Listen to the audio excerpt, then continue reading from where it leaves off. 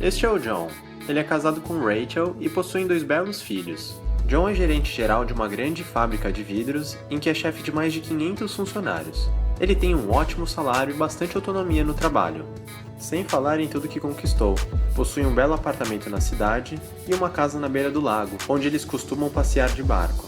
Seus carros são lindos e novos e sua família sempre viaja 2 vezes por ano, além de terem bastante dinheiro guardado. No tempo livre, John ainda é treinador voluntário do time de beisebol da região. Aparentemente, uma vida muito boa, cheia de realizações que provavelmente muitas pessoas sonhariam ter. Mas nem sempre as coisas são como elas parecem ser. A vida de John não ia nada bem. Sua família estava se desestruturando, seu relacionamento com Rachel e com seus filhos ia de mal a pior. No trabalho, a história era a mesma. Ele estava enfrentando muitos problemas com os funcionários. E até o time de beisebol que ele treinava há tantos anos tinha se virado contra ele. Sua vida estava em crise, mas o motivo de tudo isso é que John não estava sabendo exercer seus papéis como líder.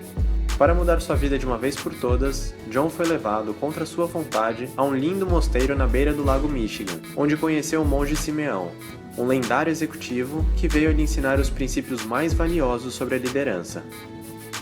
A primeira coisa que precisamos entender é que sempre que 2 ou mais pessoas se reúnem com alguma finalidade, há a oportunidade de se exercer liderança. Você pode liderar a sua família, sua equipe de trabalho, um grupo de voluntários, um time, uma sala de aula e muitas outras situações. Basicamente, a liderança é a habilidade de influenciar pessoas a desempenharem seu trabalho da melhor forma possível, visando atingir determinados objetivos para o bem comum. Assim como outras habilidades, você não nasce sabendo praticar a liderança, mas qualquer pessoa que queira pode aprendê-la e desenvolvê-la. Basicamente, esse tipo de influência é exercida de 2 formas distintas, por poder e por autoridade. Quando falamos de poder, falamos em forçar ou coagir alguém a atender à sua vontade, por conta da sua posição ou força, mesmo que a pessoa prefira não fazer. Já a autoridade é a habilidade de levar pessoas a fazerem de boa vontade o que você quer por causa da sua influência pessoal. Não é preciso muito esforço para exercer o poder. Não sei quanto a vocês, mas meus pais costumavam dizer: faça sua lição de casa ou você não sairá para brincar com seus amigos.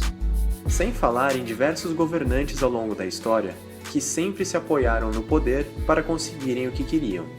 O poder pode ser comprado, dado, vendido, tomado ou até herdado. Por outro lado, a autoridade requer um conjunto especial de habilidades. Ela é adquirida por meio de um processo longo que diz respeito a quem você é como pessoa, ao seu caráter e à influência que exerce sobre os outros, mesmo sem estar em uma posição de poder. Por exemplo, vou fazer esta tarefa da melhor maneira possível porque foi ele quem me pediu. Mas agora você deve estar se perguntando: se das 2 maneiras é possível conseguir o que se quer, por que não optar pela maneira mais fácil, pelo poder? Bom, pode funcionar bem no começo, mas o grande problema de utilizar constantemente o poder é que com o passar do tempo, ele se torna muito prejudicial e pode até acabar com os relacionamentos. Um bom exemplo disso está no distanciamento nas relações entre pais e filhos. Muitas vezes, o fenômeno que chamamos de rebeldia entre os adolescentes acontece quando há um uso excessivo de poder. Mas é claro, existem situações em que o poder é realmente necessário, seja para colocar limites em nossas casas ou para despedir um mau empregado. O importante é entender que um líder deve se apoiar na autoridade, fazendo com que as pessoas façam as ações por vontade própria, não por obrigação.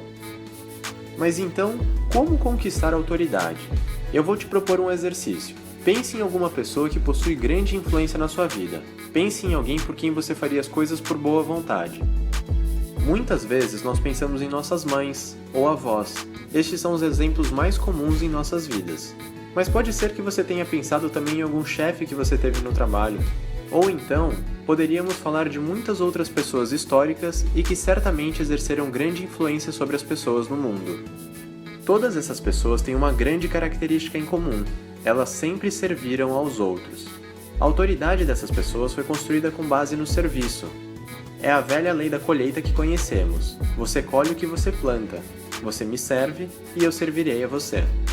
Essas pessoas se sacrificaram pelas outras pessoas, se doaram por elas, se comprometeram, cuidaram e se esforçaram para identificar e satisfazer as verdadeiras necessidades delas, e para remover todas as barreiras para que pudessem alcançar os resultados desejados.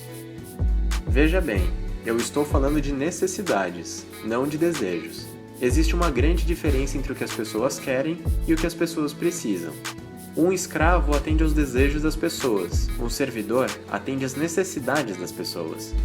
Por exemplo, pense em uma fábrica. Quais seriam os desejos de um operário? Provavelmente ele desejasse ter um aumento, ser promovido para gerente, servir em hambúrgueres no refeitório. E quais são as suas verdadeiras necessidades? Boas ferramentas para executar o seu trabalho, treinamento, um ambiente seguro, respeito, confiança e reconhecimento. Um líder deve sempre se preocupar mais com as necessidades do que com os desejos de seus liderados. Outro ponto importante é sobre as qualidades que um líder deve ter. Se pensarmos nos exemplos de autoridade, provavelmente citaremos coisas como confiabilidade, honestidade, paciência, compromisso, cuidado, bom ouvinte, respeito, incentivo às pessoas. E com quais dessas qualidades nós nascemos? Nenhuma! Como você pode reparar, elas são comportamentais, e como todo comportamento, elas são escolhas. Você pode escolher como se comportar. E todas essas qualidades estão presentes em nossas vidas. Algumas estão mais presentes e outras menos. O grande segredo é entender que todas essas características podem ser desenvolvidas para que se tornem mais fortes e para que possamos exercer melhor o papel de liderança. O último ponto, e muito importante, refere-se ao ambiente de trabalho. É muito importante criar um ambiente saudável para que as pessoas cresçam e possam ter sucesso em suas funções. A melhor maneira de entender isso é usando a metáfora de plantar um jardim. A primeira coisa que você deveria fazer é encontrar um local adequado, bem iluminado e com condições favoráveis. Depois, você precisaria cuidar da terra e prepará-la para o plantio. Então, você precisaria plantar as sementes, regá-las, adubá-las, e de vez em quando, você precisará remover algumas pragas antes que elas infestem o seu jardim. Às vezes, será necessário colocar alguns limites e podar as suas plantas. É um processo longo que exige atenção, cuidado e muita paciência. Mas quando a hora certa chegar, suas plantas terão crescido e se desenvolvido, e você colherá os melhores frutos.